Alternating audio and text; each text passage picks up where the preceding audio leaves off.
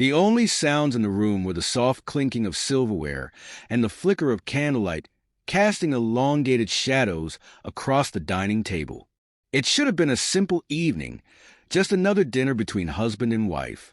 Yet, the air was thick with something unspoken, an invisible weight pressing down on both of us. Isabelle sat across from me, her gaze unfocused, lost somewhere beyond the candle's glow. Her posture was rigid, her fingers absently toying with the edge of her napkin, as if grounding herself. The meal I had spent hours preparing sat nearly untouched on her plate. Every so often, her eyes flicked toward her phone, anticipation flashing across her features, only to be replaced by frustration when nothing came. For years, I had told myself these moments were temporary. I had chalked up her distance to exhaustion, stress, fleeting phases. I had convinced myself that love could endure neglect, withstand the slow erosion of silence. But love doesn't simply fade. It deteriorates, crumbling under the pressure of indifference and dishonesty. The silence stretched unbearably long. I set my fork down, glancing at her. "You're not eating." She blinked as if suddenly remembering where she was, then forced a faint, detached smile. "I'm not that hungry." Neither was I. The food before me had lost all appeal, growing colder by the second. I had played this conversation out in my mind countless times, imagining different reactions, possible resolutions. But no amount of preparation could have braced me for what followed. "Can I be honest with you, Marcus?"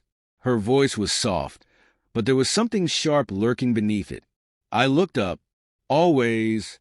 A smirk curled her lips, but it was hollow, a facsimile of confidence, masking something deeper. "My ex was better. In every way, especially in bed.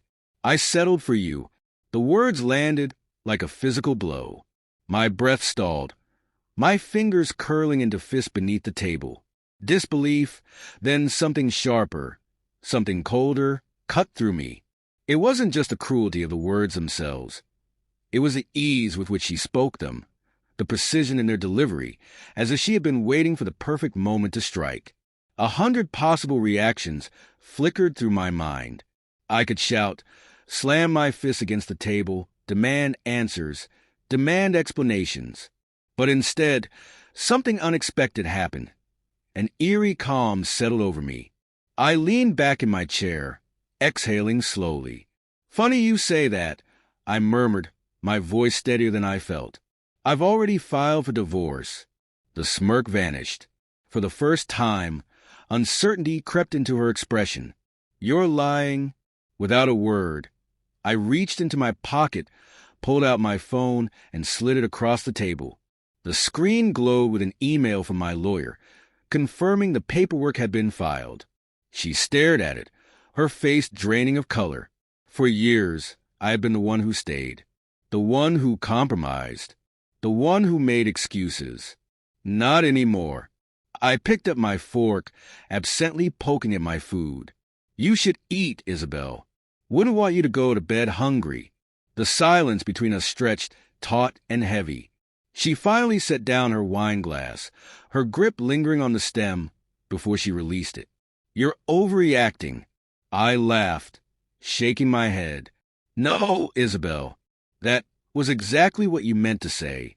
Her lips curled in a sneer as she shoved her plate away. "You act like I'm the villain, like I haven't put up with you." I arched an eyebrow. "Put up with me?" She leaned forward, her laughter brittle, tinged with something resentful. "Yes, Marcus. You think you're some kind of saint? The perfect husband? You've been so buried in your work. You abandoned us long ago." I raised a hand, cutting her off before she could continue. "Isabelle, listen to yourself. You just admitted you settled for me, that your ex was better, and now you're trying to twist this into my fault." Her arms folded across her chest, her expression hardening. "I didn't mean it like that." I smirked. "That's exactly how you meant it. You've just been waiting for the right moment to say it." For a moment, something flickered across her face, regret, maybe, or hesitation. But it vanished as quickly as it appeared. "You're making a mistake, Marcus." I met her gaze steadily. The mistake was staying this long. Her nostrils flared. You think you can just walk away? That everything will magically get better? I shrugged, standing up. I don't think it'll be easy, but I know it'll be worth it. She scoffed. Do you really think you can survive without me? I grabbed my jacket, pulling it over my shoulders. Isabelle, I haven't truly lived in years. I'm about to start. As I walked toward the door, her voice lashed out behind me, sharp and venomous. You'll regret this. I paused, hand on the doorknob. I turned, meeting her gaze one last time. The only thing I regret is not doing this sooner. Then I walked out. The night air hit me like a cleansing wave, sharp and bracing against my skin. The house behind me was no longer a home. It was a cage I had finally broken free from. Driving through the city, the steady hum of the engine filled the silence. The tension in my shoulders eased, the weight on my chest lifting with every passing mile. I was free, free from a love that had long since turned to ash, free from proving my worth to someone who had never valued it. For the first time in years, I could breathe, and that was enough.